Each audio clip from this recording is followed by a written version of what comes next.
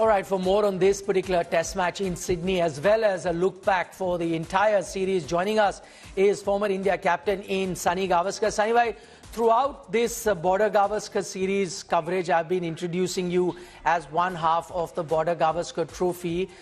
Today, when the trophy presentation was happening, we saw the other half give the trophy to the winning captain in Pat Cummins. Where was Sunil Gavaskar?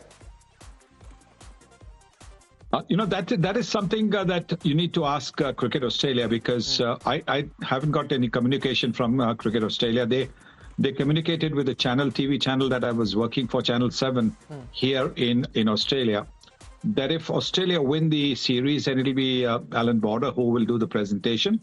And if India win the test and draw the series, then I would be the one who would be doing the presentation. So I mean, that's the only information that I had. That was from the channel that I was working, but nothing official from Cricket Australia. Would you have liked to be there giving the trophy away? Irrespective of who's won the trophy, we could have had both, since both of you were there at the ground to give away to the winning captain.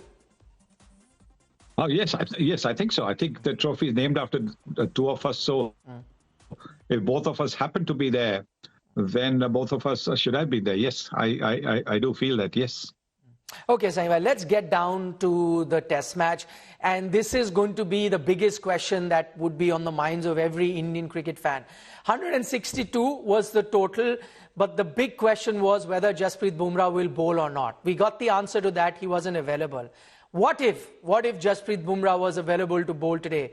Could India have retained the Border-Gavaskar Trophy? Yes, they would have. And I was kind of hoping that, I mean, look, it's a back injury. Jasprit Bumrah is a very, very dedicated cricketer. And so I think even if he had been a little bit able to bowl, he would have come out and bowled. But therefore I was kind of praying overnight that he could maybe come and bowl just 4 or 5 overs with the new ball. And because I knew that we wouldn't be, India would not be able to set Australia more than 190, 200 to score. But in fact, it was much less, 30 runs less. So if he could have come and bowled maybe 4 or 5 overs at the start, then that would have made a big difference. But of course, he was not fit. So no blame to him at all. So in hindsight, do you think India could have managed his workload better? Because that was the most crucial moment, right? The entire series boiled down to day 3 of the Sydney test match, and that's where you required a Jasprit Bumrah. I'm going back to, let's say, the Gaba test match, where he bowled about 6 overs in Australia's second innings, where you really didn't need him to bowl. It was only a matter of time before Australia declared. Maybe somewhere along the line, he's bowled 150 plus overs. Could that workload have been managed slightly more smartly so that he was available today? I think what really took the load for him was the 4th day in Melbourne, where he bowled 8 different spells or 9 different spells of 3 overs, 4 overs, and I think that really took a toll on his body. And there was actually a video of him saying to Rohit Sharma, the captain, "Ab bas ho gaya," kind of thing. And which actually told you that here is a man who loves bowling, who enjoys taking wickets for India. That the load had just got a little too much for him. So anyway, so do you reckon the think tank that would involve the coach and the captain and whoever could have managed that better, knowing fully well that it's a long series? I think they did what was best for the team, because look, without him, India would not have been in any position really to be in the series. And so therefore, when you have a bowler who's taking the wickets, you tend to sort of over bowl him to an extent. That is just totally understandable.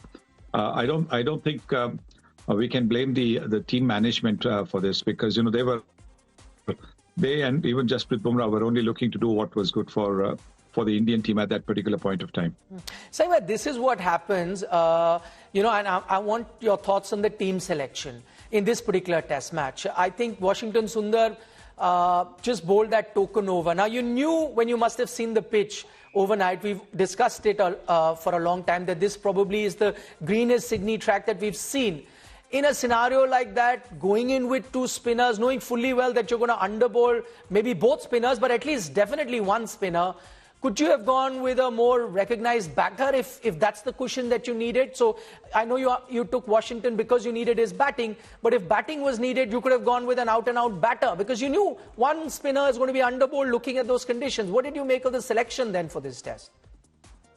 Yes, I think in hindsight, we could have gone with an extra batter. In fact, we could have gone with an extra new ball bowler because if you were going to decide to bat first, then yes, I think you needed to have that extra protection for the batting. But looking at the pitch, when you look at the pitch, you know that this is a green pitch. This has been the greenest pitch you have with so much grass that for the entire series.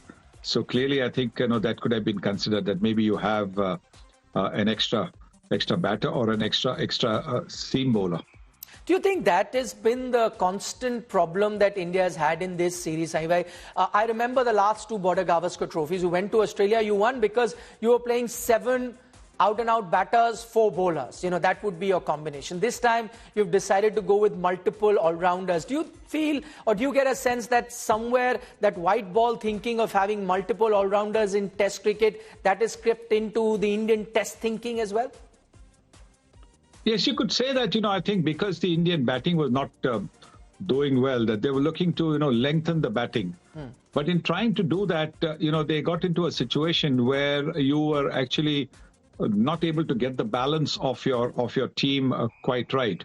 Because you had a Washington Sundar batting at 8. Now, at number 8, with 9, 10, 11 not being, good batters, at 8 he wasn't going to be able to do much. At 8 you cannot expect a batter to score 50 or 100, which he did. 50. He got a 50 in the first innings at Melbourne.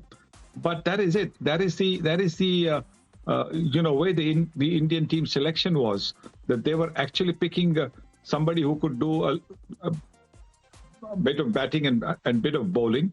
And it didn't quite work. If you drop a regular batter, you're right. I think India should have gone in with 6 batters, proper batters. Then you had maybe a Jadeja there, 7, and a Nitish Reddy at 8. And then you had the 3 seam bowlers. That would have been probably your best line of attack. It should have given you just a little bit of extra batter. And Jadeja could have bowled the spin.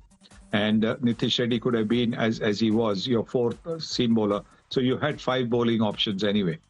I know a lot of things we're looking at is in hindsight, and that's what tends to happen at the end of the series.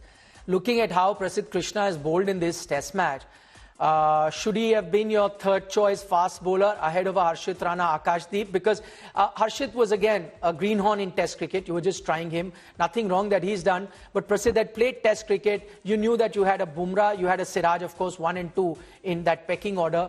Harshit, I beg your pardon, Prithvi could have been that 3rd to begin the series with? Yeah, he could have been. And this is where all these practice matches come into play. Practice matches where you get to see which bowler is in rhythm, which bowler is bowling well. You don't have these practice matches. You just have these little 2-hour, 3-hour practice sessions. You're never going to be able to get the balance. And what happens also is that if you want to make a change when it comes to the 4th and 5th test match, then the guys you want to maybe bring in, they're short of match practice. They haven't played any matches. And so then to pick them up, you're thinking, oh, but they haven't played anything. And so what happens is the whole selection becomes, pretty much a situation where you say, okay, these guys have not done well, but we'll continue with them because they're at least playing. There's no point taking 2 newcomers. You pick Prithvi Krishna because Akashdeep was injured, and also because I think Harshit Rana was not 100% fit. If Harshit Rana had been 100% fit, then I think he would have played ahead of Prithvi Krishna.